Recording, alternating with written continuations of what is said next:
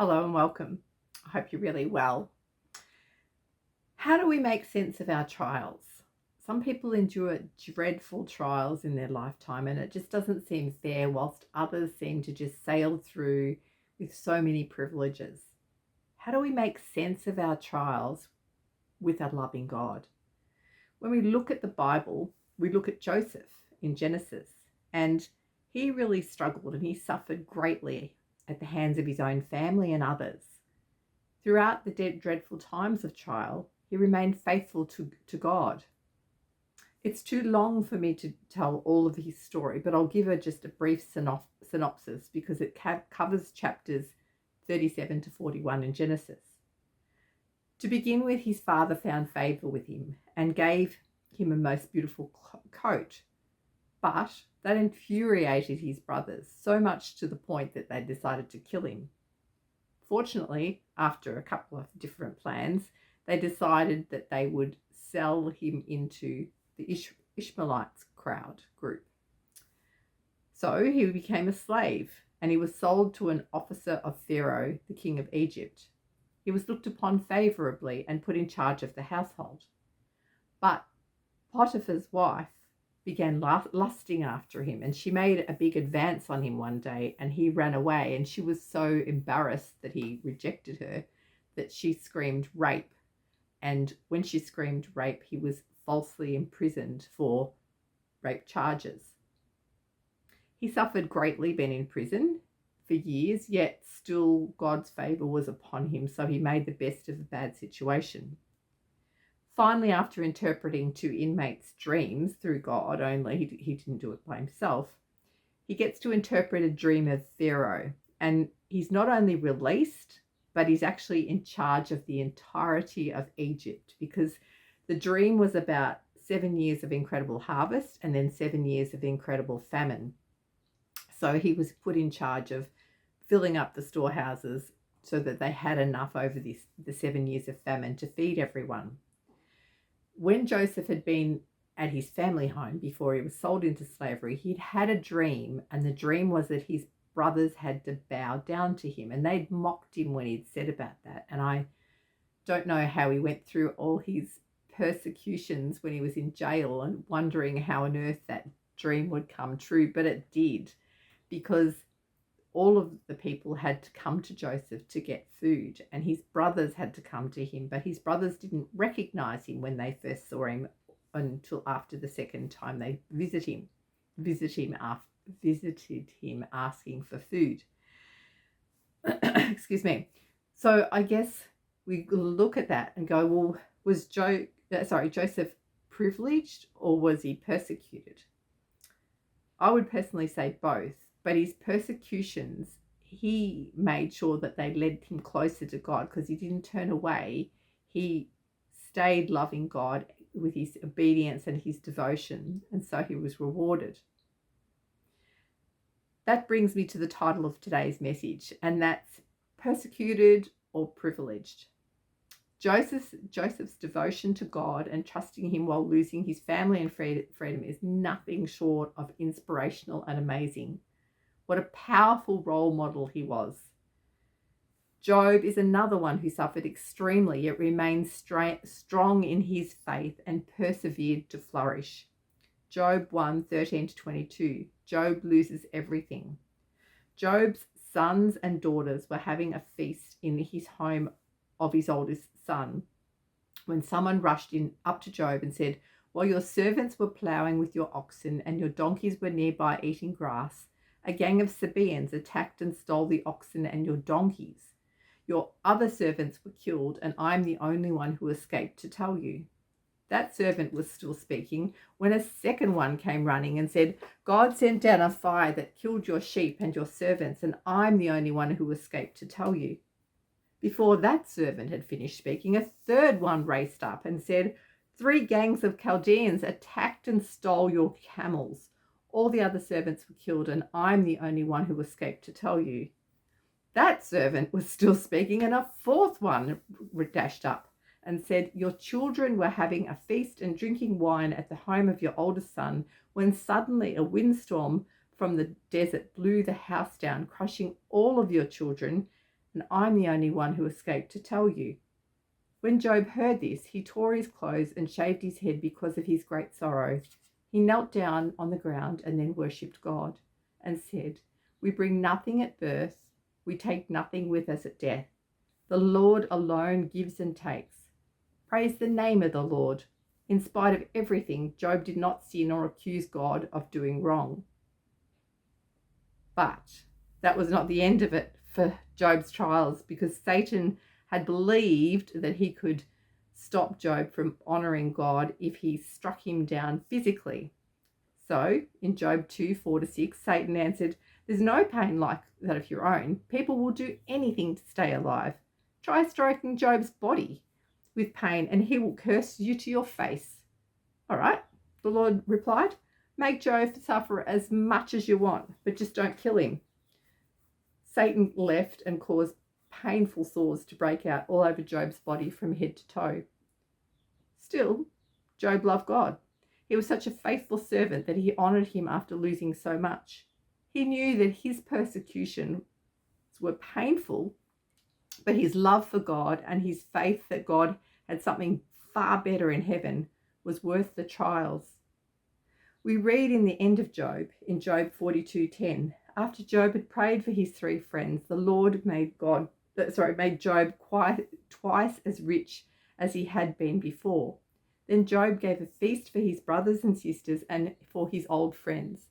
They expressed their sorrows for the suffering the Lord had brought on him, and they each gave Job some silver and a gold ring. The Lord now blessed Job with more than ever. He gave him 14,000 sheep, 6,000 camels, 1,000 pair of oxen, and 1,000 donkeys. In addition to 7 sons, Job had 3 daughters. So was Job persecuted, or was Job privileged? I know that both Job and Jacob were powerful role models, and as they suffered greatly, but became so privileged because of their obedience to God. They trusted God regardless of their surroundings and circumstances. I remember an incredible testimony when I first joined a new denomination that taught so much about the Bible as opposed to teaching religion. And it was actually at a conference where there was around 200 or 300 people, and this woman stood up to speak. And her faith, goodness me, was so inspirational, and she was such a strong role model. She had lost her voice completely, and not short term, long term. She could only whisper. And she had decided, from whatever happened in her testimony of life, she didn't talk about that. She was just talking about this other testimony. She had decided to be selfless and go and help other people by rescuing them from enslavement in corrupt countries. One of the particular stories she told us just was so incredible, because she'd gone to rescue 50 people who were enslaved on this particular farm, and the country was so corrupt she had to first of all get permission to do that, which she did. But when she turned up to the farm, they had been, because of the corruption, had been tipped off, and so they'd gathered up the 50 people, the women, children, men, and bundled them all into a truck that was way too small for them, and were taking them away to hide them. Fortunately, someone had tipped her off and told them where they'd gone to, and so they followed after them to get them, and they caught up to them and pulled the truck over. They got permission again from the government to be able to free the slaves, but because of the corruption, the government said, the official that they spoke to said that she had to take them back to the farm to get all of their belongings. And that may sound easy, but in a corrupt country, she knew straight away that it was so that they could kill her and her people. What did she do? She trusted God. She literally put her own life on the line to save these people. So they turned around and they went back, and just as they thought would happen, or as they knew would happen, there was an angry mob waiting for them. They had lots of weapons, they had picks, they had shovels, they had axes, horrible things to kill them. And they surrounded their car and were shouting at them. She said everyone was terrified and they were crying. And then she just said, wait, stop. We're here because of God. We knew the only way we could save these people was through God. So she said, we need to pray. We need to worship. So they did. And what happened was nothing short of amazing and a miracle. The angry mob turned on each other. They started fighting each other and killing each other. So not only did she and her carload of team escape, but so did the 50 people, and no one got hurt of the good people. I couldn't believe that somebody would put their life on the line like that and trust in God. And I wasn't alone, because her story was so powerful. I've never forgotten it. And as I tried to record it today, I cried telling the story, because it was really powerful to know that somebody would do that for other people, for their trust in God. The reason I know that everyone was so shocked was because the woman finished speaking and the MC stands up and he said, wow, what an amazing testimony. Now I want you to get in groups of 2 or 3 or 4 and chat about this. And for about, I don't know how long, maybe 30 seconds or a minute, nobody moved. Everyone was just sitting there astounded that this woman had completely put her own life in God's hands, stepping into the most dangerous situation to take people who were so persecuted and make them so privileged. Privileged because they saw the miracle. Privileged because someone cared about them enough to step in that and save all of them. What a powerful message. Back to the persecuted or privileged. I'm somebody who has a testimony that I went through lots of persecution and then my life turned around because of God. I was raised in a family, and I was very, obviously, who wasn't?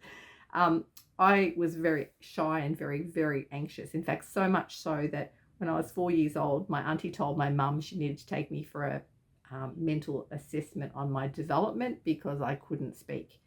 I could speak, but I just didn't speak to anybody because I was so shy, except for my own family. That caused me so many issues, and it plagued me for years, that anxiety and the stress and the introversion. And I went to a primary school of 12 children, so that was okay there. But when I went to high school, I truly got eaten alive. One of the bullies just targeted me on the first day. She probably just saw my shyness and my vulnerability, because I didn't know how to stand up for myself.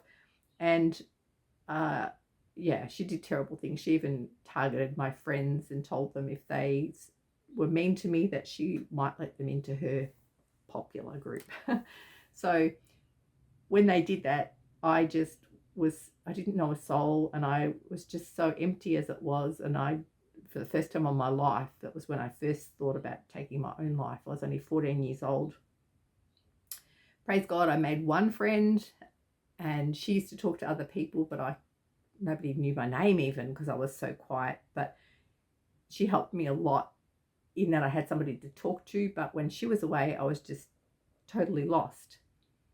That lack of self-confidence continued. And then when I was 19, I met a man, and obviously because I felt so incredibly unworthy, I chose a man who was very abusive, emotionally, not physically, and very unfaithful. And he continually put me down, and when I tried to rise up, he would have another affair or say really derogatory things to me. I don't expect anyone who hasn't been through an abusive relationship to understand the depth that pain causes, because I've had people say to me, well, why didn't you just leave earlier? Why didn't you just leave him? Because you don't, if you haven't been through it, you don't understand, because I didn't have the confidence. And somebody who is narcissistic like that chooses people who are vulnerable, who will put up with it, because they think it makes them a better person, and they know that they can control that person and do whatever they like, and yet the person will stay. I guess it makes them feel, I don't know, powerful or something, controlling someone. And the pain that I went through to understand the level of that, because I stayed with him for 26 years, is important to understand God's definition of marriage and how he's made it be. He made it so that two are one and they become one. And they don't just become one physically, they become one as their hearts join. So I joined my heart with him, but he didn't join it with mine. He stayed with chasing after other women, and I don't know what else. I don't want to know. But somebody who had nobody, I'd moved away from my family. I didn't have any friends. He was my only social outlet, and he was so emotionally abusive to me. It crushed me, and he used to take pleasure in doing it. They all do. And I was trying to grow myself, and I was in an infant welfare group, and you didn't get invited to the group, you just came as a part of having a child. And I decided that I'd wanted to befriend this one woman, and I'd told him that. And because we all did stuff as a group, as I said, we didn't get invited because they wouldn't have invited me. I was too quiet. But he got to meet them. And so what he did was he targeted her, and the two of them carried on. And that totally crushed me. Totally. It was such a betrayal from him, for starters, to when he knew that I was trying to step forward. But to have her as well do that with him was just heartbreaking. And within about 3 weeks, I developed severe chronic fatigue and really bad aching all over, and it was awful. Weirdly, I never equated it to it until I'll tell you when, but I didn't for many years. I just thought I'd got sick. But when I looked at it later on, I had been completely cavity free in my mouth. Never had a cavity in my mouth until I'd been with him for 4 years, and then my whole mouth filled with cavities, and I had heaps of fillings. I got irritable bowel syndrome. I had severe food intolerances. My health declined massively because the person that I was spending my life with, sharing my body with, who was my only social outlet, was so disloyal and abusive to me. I only figured it out when I left him after 26 years. And after 3 months of leaving him, I found that a lot of my food intolerances had gone away and my energy improved significantly. Despite all of that, I was very obviously with my illnesses and my loneliness. I did find that I got some relief with developing properties because I was good at it, and it gave me a little bit of confidence in that realm because I was quite good at it. I was a stay-at-home mum because he worked 60 to 70 hours a week. So it was something that I could focus on that had positive energy for me. And as I said, it was a positive step, but I needed much more than that for my confidence. So God, in his infinite wisdom and his cheeky sense of humor, if you don't think he's got a cheeky sense of humor, then you only need to look at monkeys or dogs or donkeys. Any of those animals are extremely funny and cheeky. And God made them because he's cheeky. So why I say he was cheeky is that he got my then husband, to do a very expensive personal development course through his work. And it was very, very useful course. And I genuinely wouldn't be standing here today in front of you without learning those techniques to how to believe in myself, how to change the old definitions of myself that I had, because I didn't feel worthy of God's love at all. So after doing the course, I started feeling very different. The reason I say that God was cheeky was because he chose my unfaithful husband to get the course, this very valuable course, and yet because of his arrogance, he wouldn't do it. He was above it all. And I remember the day he came home and he passes it to me and he said, "You need this," really condescendingly, but little did he know that I would actually do it. God obviously knew, and that's why God gave it to me. And it gave me courage and confidence to leave my husband. It took me time, but I found a long time actually, because I stayed a very long time. But when I found texts to 2 more women on his phone, I'd built up enough confidence, I left him. And I honestly, without those strategies, couldn't have done that because I wouldn't have had the courage. And I also, really important, extremely importantly, I wouldn't have had the self-worth to believe that God loved me, and because I just didn't feel lovable. In leaving my husband, I knew that I wanted nothing to do with our money because he was so controlling, and I remember thinking clearly, I don't want ever people to think that I have money because we were together, because he had a good job and that allowed me to do lots of property development. So I remember thinking I wanted it all to be gone. So I did, and I didn't give it to him. I took up my half. I gave some to God, and the rest I let go. So I can honestly tell you that that was really bittersweet because due to being so introverted, at least people were impressed by me with my property development. I had something to talk about, and I could make conversation where normally people didn't want to talk to me. And I guess I felt perhaps a little bit defined by being good at property development. But then I became very poor of my own choosing, but it was such a massive turnaround, and growth from that was amazing. And I genuinely thought that, because I just started learning about God, that he would really provide for me in his kingdom far quicker than he did. But that's okay. I had a very hard time after leaving my ex, and I won't share that because it's very personal, but it was extremely difficult. That wasn't the hardest. Going through what I went through in the marriage was extremely hard, but what happened after was totally left of center, and I had no friends to rely on, and because I was too socially anxious, and so I actually started drinking, and I started drinking pretty heavily, not every day or all day every day, but getting extremely intoxicated multiple times a week because I couldn't cope with the pain without it, and I needed to cope. I needed to be able to get by. I needed to be able to get through the pain. I'm not proud of that, but I'm just saying that my darkness was deep, and without sharing the extremely painful and personal stuff, you wouldn't get a grasp of that, of what I was going through, without understanding that as well. It was extremely unjust what happened to me, and it hurt me very, very deeply, and I never, ever, ever expected to go through it in my life, but I did. So anyway, back to my ex. He wasn't done. He moved one of his lady friends in to sleep in our family home 3 months after I left him. We'd been together for 26 years. That was the loyalty that he gave me. And what happened, we lived in this house, and I'd moved to Melbourne as an ultimatum to stop having affairs, and he'd stayed in the house because he was working there. And so I'd had quite a bit of my stuff still there because the house I moved to in Melbourne was much smaller.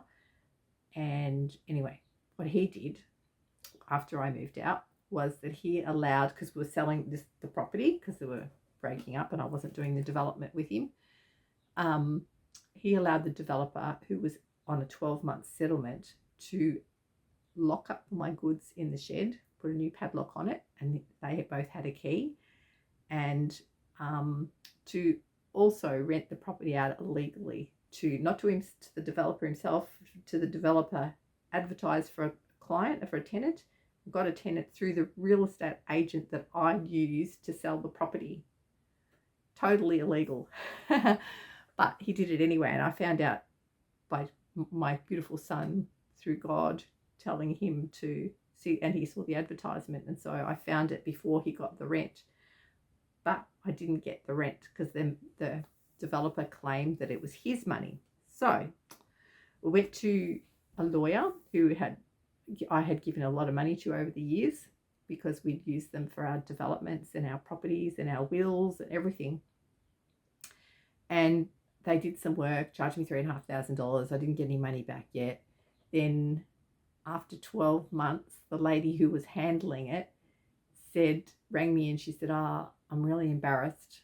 I don't know how to tell you this. And I said, well, what? And she said, I spoke to the other partners about this, and she said they refused to allow me to pursue the real estate because they're in this local town. It was a local city, and we don't pursue the local agents here because we would lose too much business. So sorry about that. And I'm like, oh, that's fine. You know, I fully understand. But then a week later, a bill for $8,000 turned up, and they expected me to pay that, even though they'd withdrawn and I'd got nothing out of it. We hadn't lost. They'd just withdrawn. So I was really hurt because I'm like, that's a lot of money. It's so unfair that I'm not getting the rent. It's so unfair that these lawyers have already charged me money and they're expecting more. One more thing. My car was in my driveway and there was a gum tree that was a huge gum tree in the front yard, and it had this massive big branch that was leaning out to a 90-degree angle to the driveway. That branch turned 90 degrees with no wind and fell full length of my car and squished it, and I didn't have the money at that stage to buy a new car. So this is not a whinge session. This is just showing you my persecutions, because I want you to have context. And I want you to see how incredible our God is in all our suffering, because particularly in the last 9 years since leaving my husband, God has taught me so much of my personal value. And I love the Bible verse in Proverbs 17:3-6. Excuse me. Oops, hang on. That says, the crucible for silver and the furnace for gold, but the Lord tests the heart. A wicked person listens to deceitful lips. A liar pays attention to a destructive tongue. Whoever mocks the poor shows contempt for their maker. Whoever gloats over disaster will not go unpunished. Children's children are a crown to the aged, and parents are the pride of their children. God has certainly tested my heart, but in that testing, I found my personal value. He also punished the evil and continues to. So, how did I find my personal value? Well, as at each thing that he allowed Satan to take away, or he took away himself, like my car that had the branch fall on it, he showed me that I wasn't defined by having a car. He showed me I wasn't defined by the people who had hurt me so much. Not having a car was actually a massive blessing, because bought my first rental property, I think, when I was about 24, and then in my 30s I had 8 at one time. So therefore, I had got a little bit caught up with money, to say the least. And I had a Ford, and there's nothing wrong with Fords, nothing at all wrong with Fords. But I wanted a top-line Mercedes-Benz. And God taught me that a car is a car because he humbled me to appreciate that my squished car was no good to me anymore, and I would be driving around in Fred Flintstone's car quite happily. I haven't had a car for 5 years, and my goodness, the learning that I've got from that has been incredible. It stopped me from being naive also, because I was really naive because I was so quiet and I didn't get out and about with people. I didn't understand how many evil people are in the world. I know I saw it on the news and all that sort of stuff, but maybe I just didn't think that they were in my town, or I don't know. I was just really naive, super naive. And so now I've learnt so much in that process. I've also learnt that in the time that I've spent on public transport, that I have spent time talking to people instead of being caught up in just driving and thinking about whatever. It's been amazing. And I've also learnt that venturing out is not that scary. I've learnt that not having a car has made me extremely fit. And I've learnt that I can evangelize to anyone at any time. Beyond my car, I've also learnt in all my persecutions that I was lovable, and I am lovable. I wasn't defined by my ex's affairs. It was his hang-ups, not mine. I wasn't unlovable. His affairs were a result of his own evil intentions. I wasn't defined by my divorce. I was actually strong for having the courage to stand up against it. I wasn't defined by being anxious and without friends. I was just protecting my heart from further pain. God showed me that I'm worthy of friends and worthy as a human being. I wasn't defined by being wealthy or poor. Yet before, I had thought money had made me a better person, as people respected me as a property developer as they talked to me. But for other conversation, I was just too afraid. I wasn't defined by people who made evil choices that were aimed at hurting me and bringing me down instead of supporting me. I learned that my poverty was nothing compared to the people in countries that were starving, as they have no options.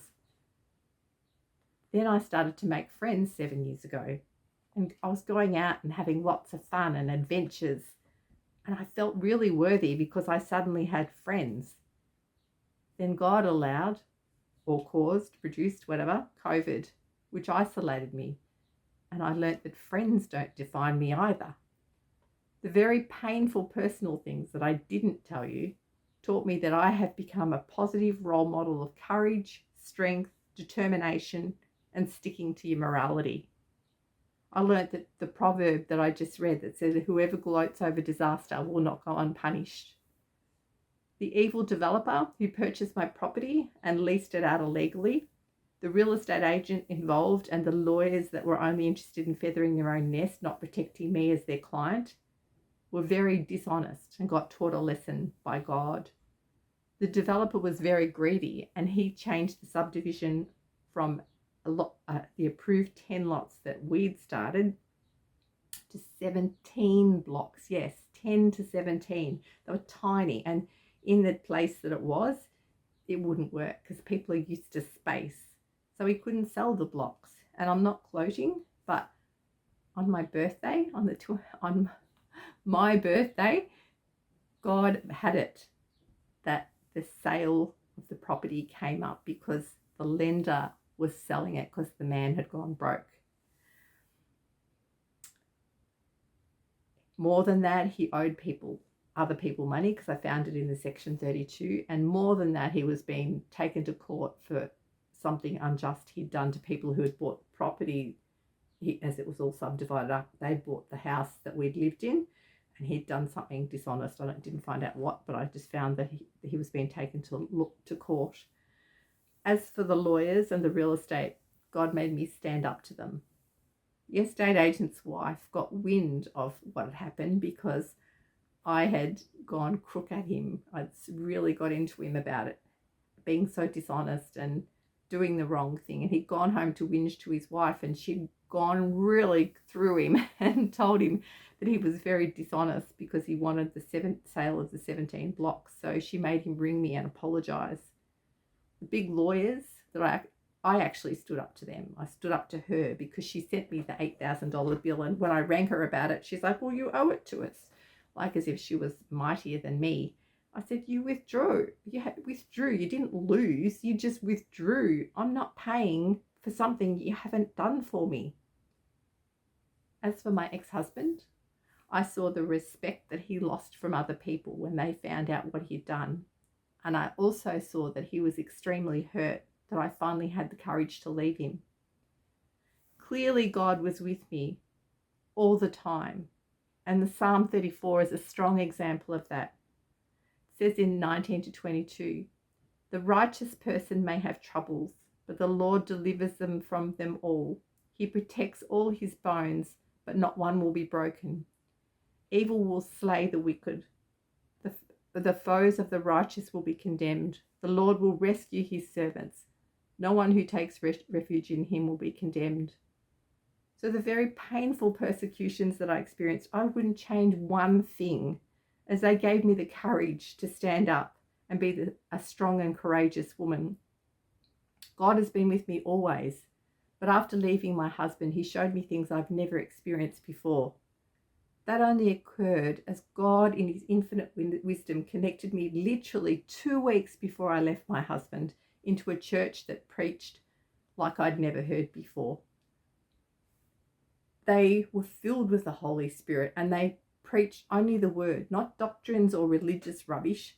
They preached the word, and it was the the lead pastor in particular, was amazing. And I was astounded to learn in that church all of the things that I did, because I'd been in another church for 21 years and learnt nothing about all of that.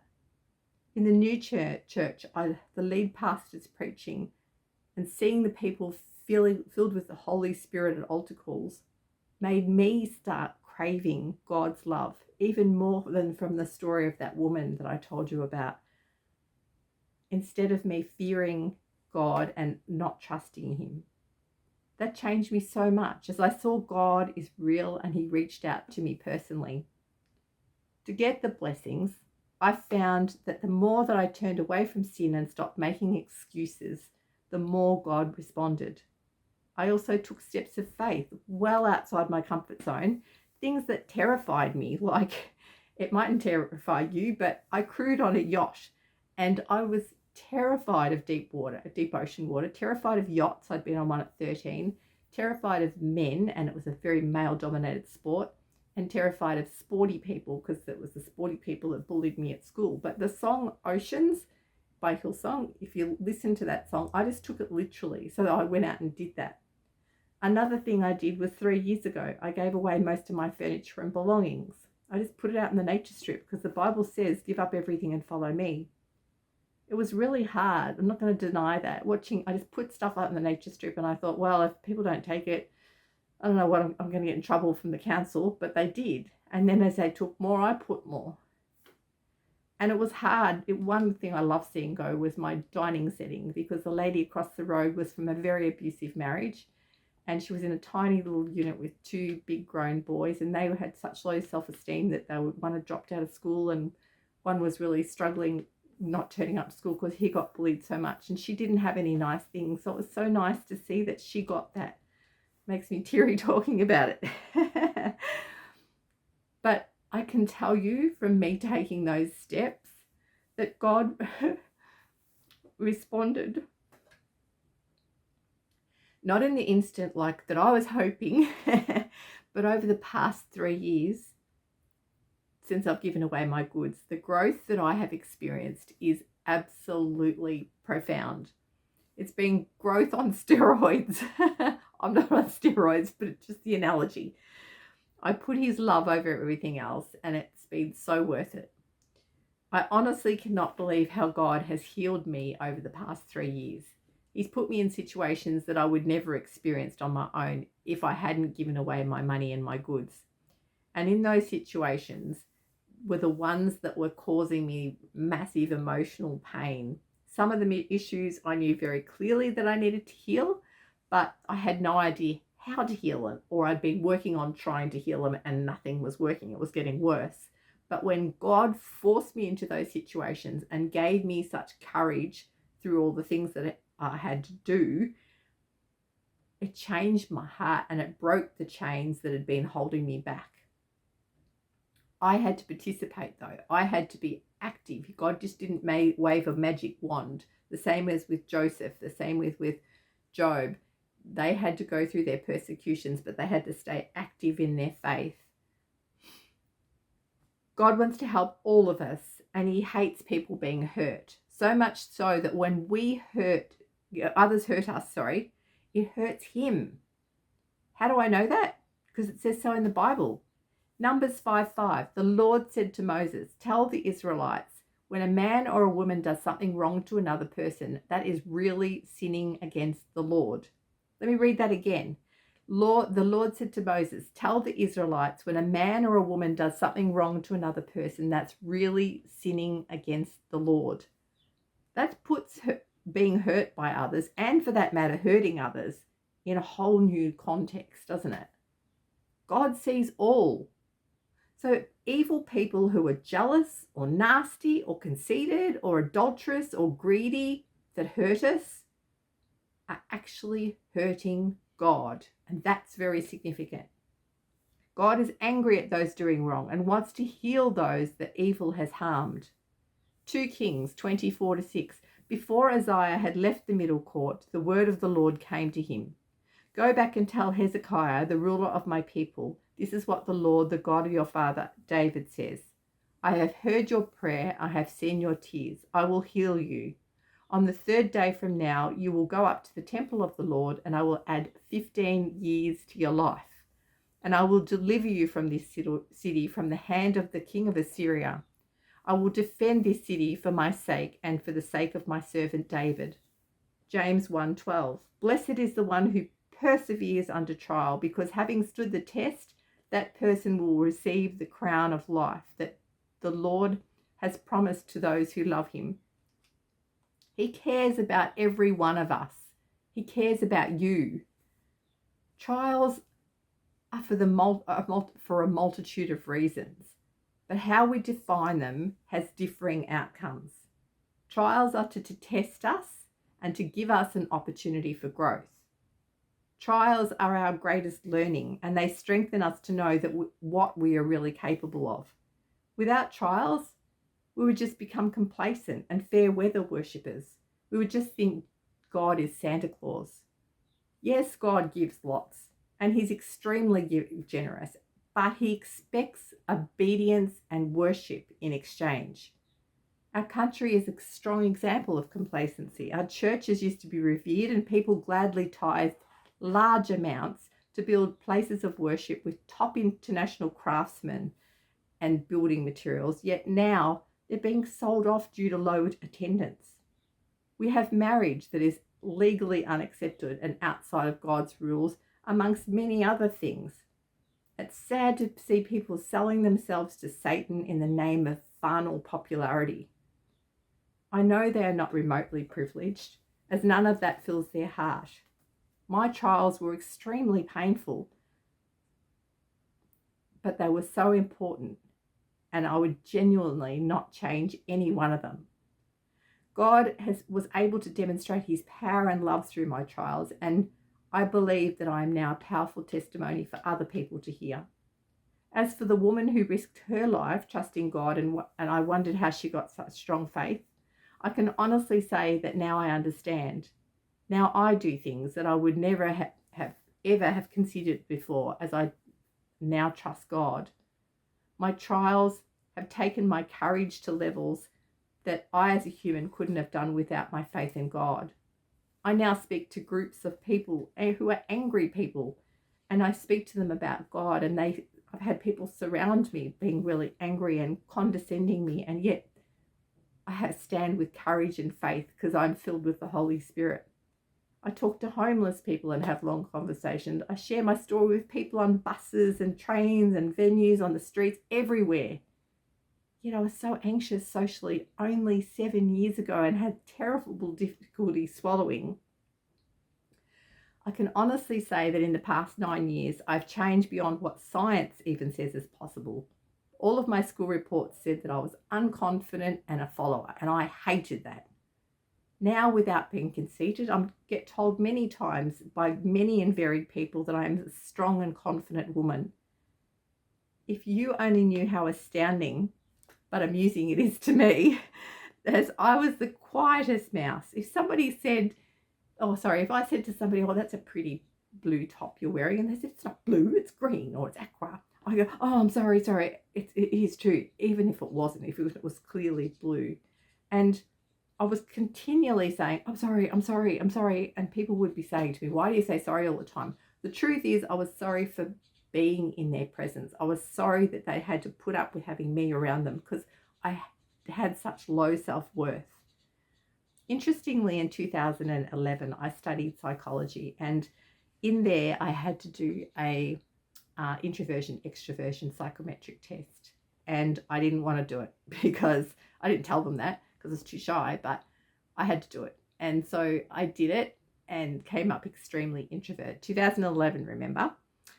And I was so angry, I did it again because I thought, no, that's not right. And I did it again because it just reminded me of my school reports. Fast forward to 2019, the church I was telling you about that helped me so much with my faith. I applied for a role there, and they had me do a psychometric test. I didn't know what they were testing. I just knew that it was obviously whether I was compatible for the role. And one of the things was introversion and extroversion. And the man that tested me actually commented to the people that were interviewing me that I'd come up as extremely extroverted. And I could not have done that without God. In only 8 years, I changed from being extremely introverted to extremely extroverted, when in actual fact, science says that that's impossible. It says we're born, it's genetic, and we're born that way. I could never have changed that without my persecutions and without God's love to heal me. His trials, I can honestly not articulate what he's put me through in the last, 9 years, but 3 years as well. But the growth has been amazing and so worth it. I was so sad with many of the things that he presented me that I had to go through. And I'm not going to lie that I certainly felt forgotten at times, but God always showed me that I wasn't forgotten when I stayed obedient to his rules. And there's a song that I love, and it is so powerful to listen to. It's called Battle Belongs to You, or Battle Belongs, and it's by Paul Wickham. And it's so incredibly relevant, because when we're going through the trials and we only see the mountains, he sees the mountain moved. So he's the same as with Joseph. When Joseph was so caught up in prison, he could have got bogged down in that, but God was seeing him as a leader of Egypt. When Job was being persecuted, God was seeing Job being restored twice as much as he had had before. I've truly just lightly touched on the trials. That none of you know how it feels to walk my walk, the same as I don't know how it feels to walk your walk. But I can tell you that I had very dark thoughts many times about continuing, and I only didn't, as I love my son and my daughter very much, and it's not right to bail on them or on my family. I knew that I had to keep my arms above the waves, like the song Oceans that inspired me to go on crew on yachts. Romans 8:28. We know that God is always at work for good for everyone who loves him. They are the ones God has chosen for his purpose, and he has always known who his chosen ones would be. He has decided to let them become like his own son, so his son would be the first of many children. Don't ever think that God has forgotten you. God has chosen you, and just because you're going through trials, maybe he's chosen you, not maybe, I think certainly he's chosen you because he wants you to be obedient to him and to see the value that you have when you are obedient to him. I remember something else that earlier this year that I heard that was so moving for me. Job 2:3. Then the Lord asked, "What do you think of my servant Job? No one on earth is like him. He is truly a good person who respects me and refuses to do evil. And he hasn't changed, even though you persuaded me to destroy him for no reason." So think about that.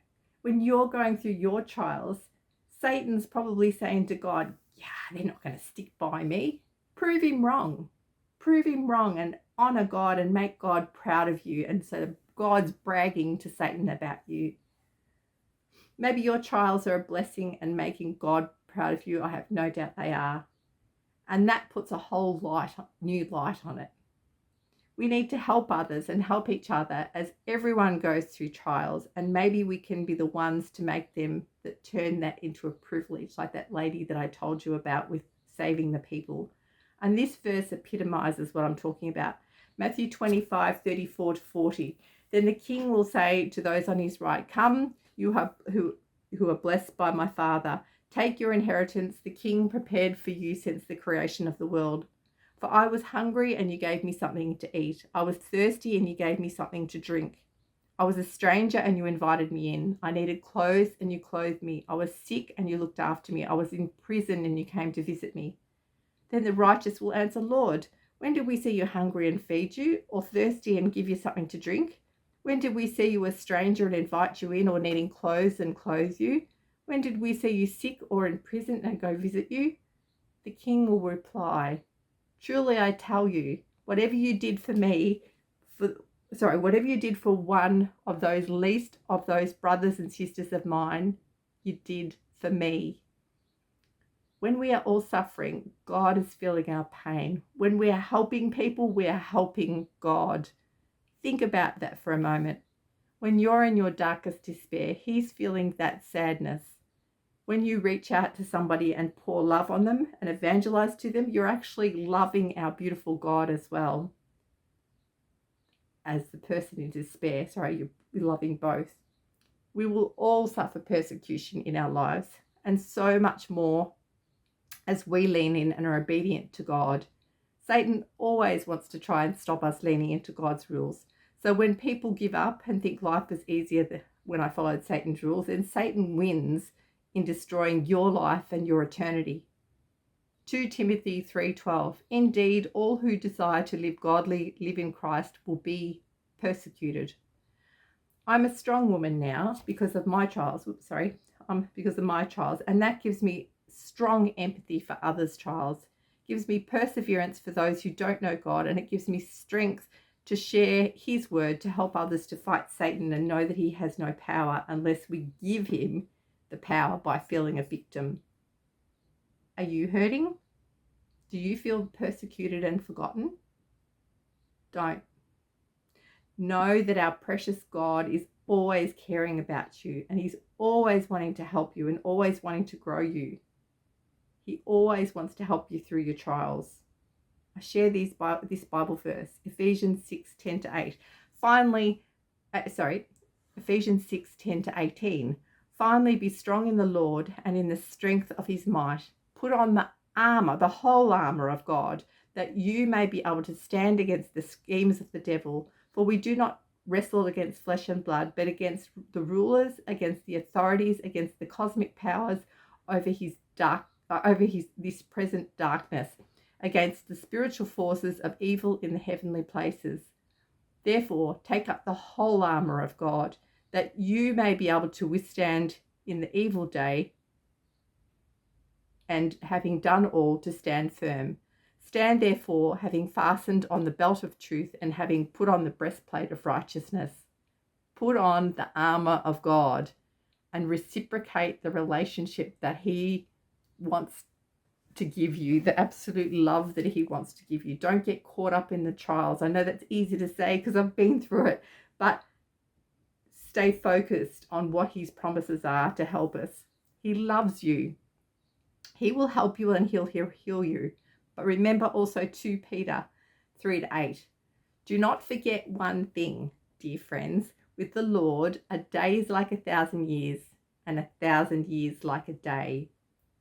He has a plan for your life. He has a plan for your family, and all you need to do is trust and be obedient to the word. It may not be today, but persevere with your obedience and worship, and he will always respond when we do that. I hope that you listen to the song, "Oh Come to the Altar."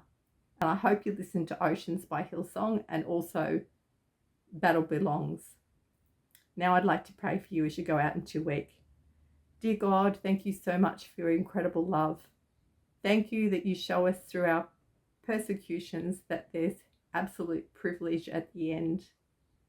Privilege in knowing you, privilege in loving you.